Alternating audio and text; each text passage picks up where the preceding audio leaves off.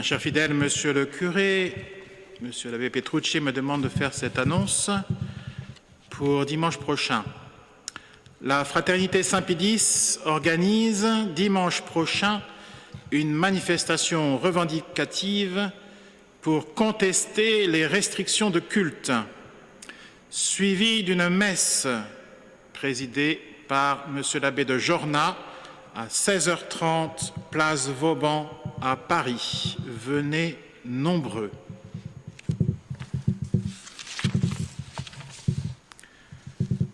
Au nom du Père et du Fils et du Saint-Esprit, ainsi soit-il.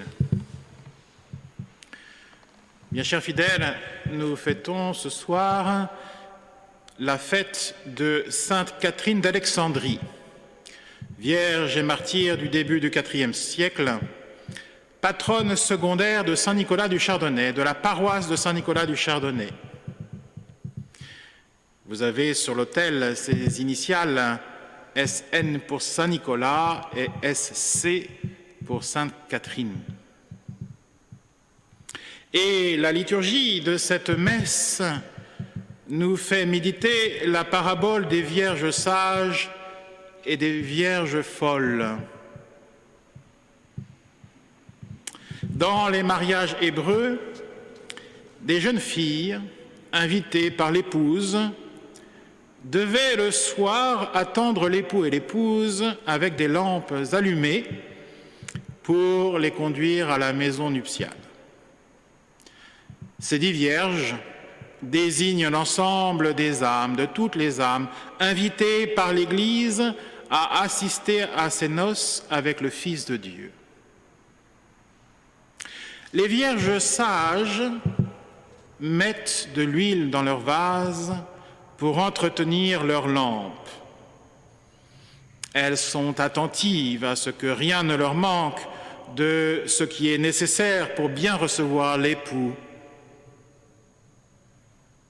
C'est à l'image des chrétiens prudents qui ont, avec la pureté du corps, la pureté de l'âme. Ils font ce qu'ils croient et ce faisant, ils se préparent à recevoir ce qu'ils espèrent.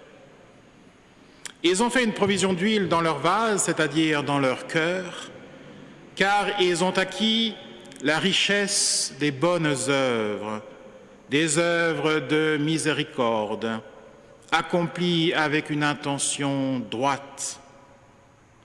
Que votre lumière luise devant les hommes, afin que, voyant vos bonnes œuvres, ils glorifient votre Père qui est dans le ciel. Rien ne leur manque de ce qui doit durer jusqu'à la vie éternelle. Ils ne se contentent pas de certaines actions d'éclat qui éblouissent quelques témoins, mais qui ne durent pas plus que le temps de la vie. Ce qu'ils recherchent par-dessus tout, c'est la volonté de Dieu, ce qui plaît à Dieu. Ils recherchent la doctrine spirituelle qui nourrit l'âme. Ils recherchent la piété qui est utile à tout, comme dit saint Paul. Ils recherchent la charité qui ne finira jamais. Ils recherchent la vraie sagesse. En un mot, c'est la robe nuptiale qui rend agréable à l'époux.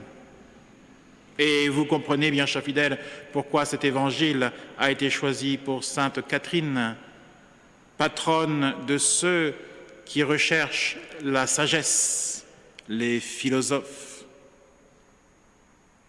Les vierges folles sont folles car elles ne pensent pas à l'avenir. Elles ne vivent que pour le moment présent. Elles sont à l'image de tous ces chrétiens imprudents. Imprudents car ils négligent les choses essentielles. Ils négligent les biens éternels de la vie future. Leur cœur est attaché à la terre. Ils préfèrent les biens passagers de la vie présente. Les vierges folles recherchent le regard des hommes. Elles cherchent à plaire aux hommes. Elles commettent une sorte d'adultère, nous pourrions dire. Le corps perd sa virginité en s'abandonnant à l'adultère, mais l'âme aussi devient adultère en s'abandonnant aux volontés de Satan. L'huile de leur lampe, c'est la louange des hommes, mais leur lampe s'éteint quand cette approbation leur fait défaut. À l'article de la mort, ils se trouvent dépourvus des choses les plus nécessaires pour recevoir dignement l'époux. Et voici que l'époux tardait à venir. Les vierges s'endormirent. Elles s'imaginaient vivre longtemps et regardaient la mort et le jugement comme bien éloignés. Même les vierges sages s'assoupissent et commettent par défaut de vigilance un grand nombre de péchés véniels, tandis que les folles s'endorment d'un sommeil profond, c'est-à-dire elles tombent dans le péché mortel, sans songer à la venue de leur juge. Vers minuit, un cri se fit entendre. « Voici que l'époux vient !»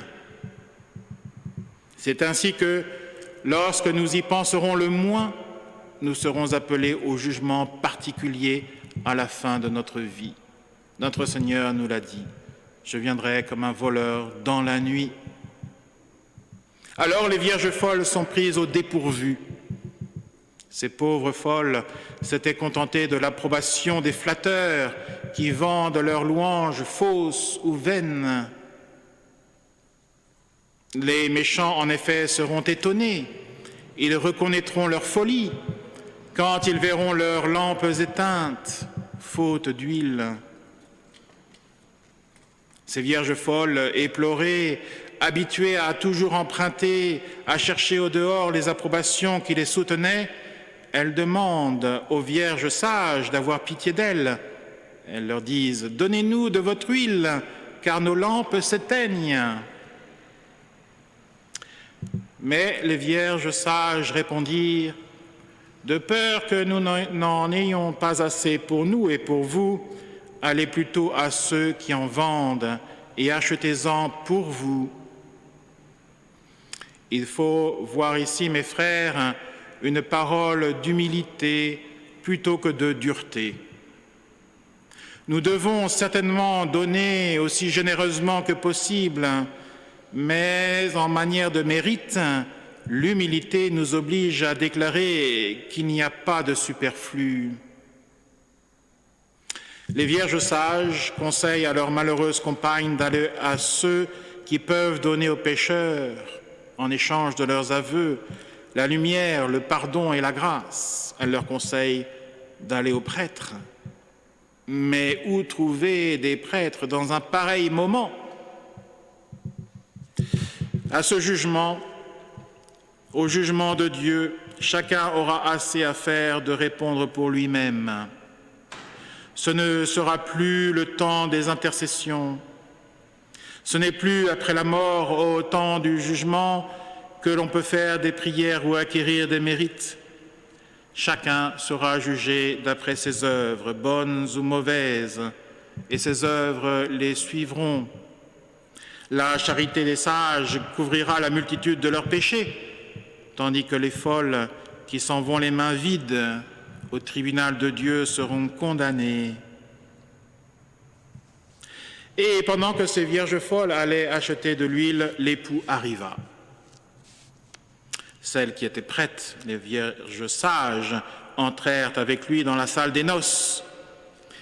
Et dès que l'époux fut entré avec les vierges sages, on ferma la porte, définitivement. De même, la porte du ciel sera fermée à tous ceux qui ne se trouveront pas dignes d'y entrer à l'heure de la mort. Et ils en seront exclus pour toujours, sans espoir d'y être jamais admis. En vain déploreront-ils leur malheur et diront-ils en gémissant « Seigneur, Seigneur, ouvrez-nous » Mais que sert-il de confesser de bouche celui que l'on a renié par ses œuvres? Loin de les écouter, le Seigneur leur répondra « Je ne vous connais point ». Dieu ne peut admettre au partage de ces joies éternelles, les âmes qui se tournent vers lui seulement quand les louanges des hommes leur font défaut. Bien chers fidèles, le temps nous a suffisamment démontré la folie de ces vierges folles qui, au sein même de l'Église, veulent plaire au monde, aux hommes, quitte à déplaire à Dieu. Peut-être même jusqu'à délaisser leur troupeau pour 30 deniers. Veillons donc, puisque nous ne savons ni le jour ni l'heure. Cette huile qui nourrit la lampe de nos cœurs, il faut l'acheter à l'avance, à grand prix, tant qu'il est encore temps, par la vie chrétienne, par les sacrements, par la fidélité au devoir d'État, par les œuvres de miséricorde. Ainsi soit-il. Au nom du Père et du Fils et du Saint-Esprit, ainsi soit-il.